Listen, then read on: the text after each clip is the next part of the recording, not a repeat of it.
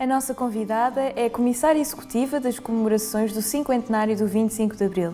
Doutorada em História e especializada em História Institucional e Política Contemporânea, é professora coordenadora na Escola Superior de Comunicação Social.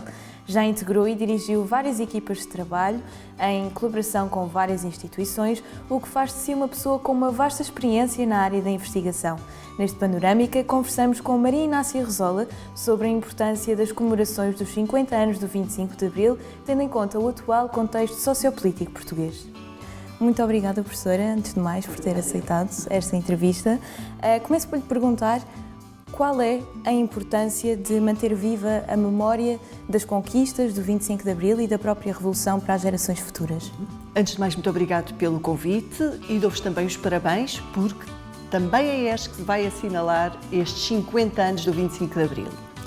E para responder à sua pergunta, eu situaria estas celebrações no seu contexto. Nós somos uns privilegiados, vocês e eu, porque estamos a viver um momento fundamental, um momento histórico na história nacional.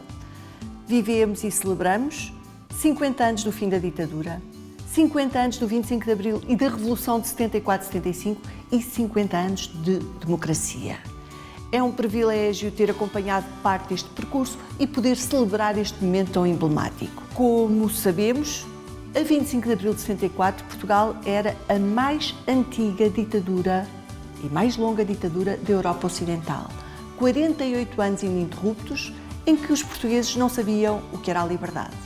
Não sabiam o que era escrever, pintar ou atuar, no caso dos artistas, sem serem sujeitos à censura. Que não tinham liberdade para se reunir, que não tinham liberdade para se manifestar e se organizar sindicalmente. Com o 25 de Abril, o país que vivia em ditadura, com a ausência de liberdades, na cauda da Europa, com uma taxa de analfabetismo elevadíssima, pôde começar o seu caminho que faz de nós hoje um país moderno, um país que integra a comunidade europeia e que é considerado na comunidade internacional. O país, de facto, modernizou-se e o país pode atualmente considerar-se uma democracia consolidada. No artigo publicado pelo Jornal Expresso foram revelados os resultados de um inquérito do Centro de Administração e Políticas Públicas do Instituto Superior de Ciências Sociais e Políticas da Universidade de Lisboa, de modo a analisar a percepção que a população portuguesa, nas suas várias faixas etárias, tem sobre a conjuntura política, social e económica do pós-25 de Abril em Portugal. Os resultados mostraram que são precisamente os jovens que mais valorizam as conquistas de Abril. Tende a concordar com esta informação? Tendo a concordar e esses resultados que soubemos há poucos dias, deixaram-me particularmente entusiasmada. Eu tenho por experiência própria, enquanto professora, essa percepção de que os mais jovens se entusiasmam com a história do 25 de Abril. É uma história empolgante, uma história que nos orgulha a todos e, portanto, esses resultados são particularmente significativos. Para os portugueses, o 25 de Abril é o marco mais importante da história de Portugal e que os portugueses sentem um grande orgulho na forma como fizemos a passagem da ditadura para a democracia. E acrescentar, como disse muito bem, que são sobretudo os mais jovens quem valoriza a importância do 25 de Abril e o progresso e as conquistas, como disse muito bem, que foram alcançadas desde então até agora. E, portanto, isto motiva-nos e leva-nos a empenhar ainda mais em fazer chegar a mensagem de Abril e a história de Abril às gerações mais jovens. As últimas eleições legislativas que levaram os portugueses às urnas no dia 10 de março trouxeram algumas novidades para a conjuntura política atual. A percentagem da abstenção diminuiu, não se consagrou nenhuma maioria absoluta, mas verificou-se um crescimento de um dos partidos da extrema-direita, o que faz com que a nova geometria política passará sempre a implicar alguma negociação. À medida que nos aproximamos dos 50 anos, do 25 de Abril, como é que vê a importância das celebrações, tendo em conta este novo cenário político? Neste cenário político, nós temos sobretudo de ter em conta que 82% dos portugueses votaram em partidos democráticos a favor de uma democracia que foi fundada com o 25 de Abril.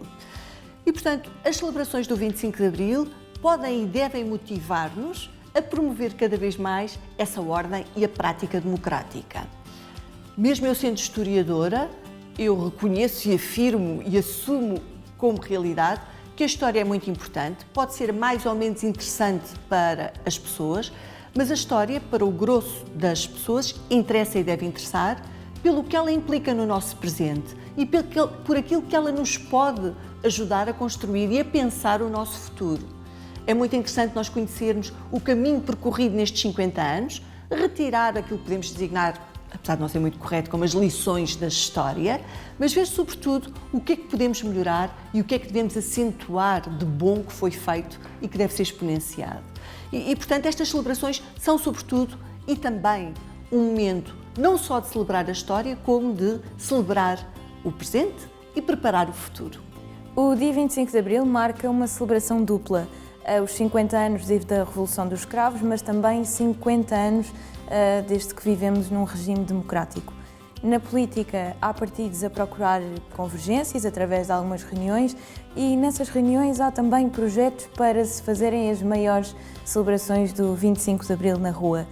Quanto aos festejos oficiais, é a Comissão Comemorativa do 25 de Abril que está responsável por essa organização. Como é que a Comissão tenciona abordar e refletir as conquistas, todos os desafios que se colocam em Portugal neste momento, a nível político ou desde a Revolução dos Cravos? O 25 de Abril continua a dizer muito aos portugueses, e de norte a sul, a título individual ou coletivo, das estruturas mais institucionalizadas às mais informais, todos estão a celebrar o 25 de Abril. Nós podemos e temos ajudado e exponenciado algumas dessas iniciativas. Entre outras coisas, temos aberto à inscrição de quem quiser um portal onde podem submeter as suas iniciativas e dar-nos um mapa de tudo o que está a acontecer, mas a verdade é que o que fazemos é uma gota d'água nesse oceano de celebrações que percorrem o país.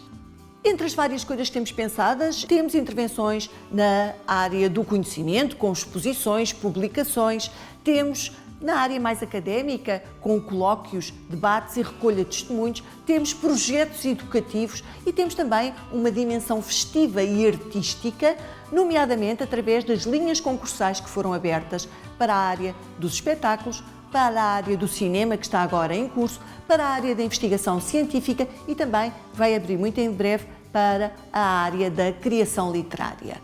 E, portanto, a multiplicidade de intervenções deixa bem patente o trabalho que está a mobilizar todos os portugueses nestas celebrações.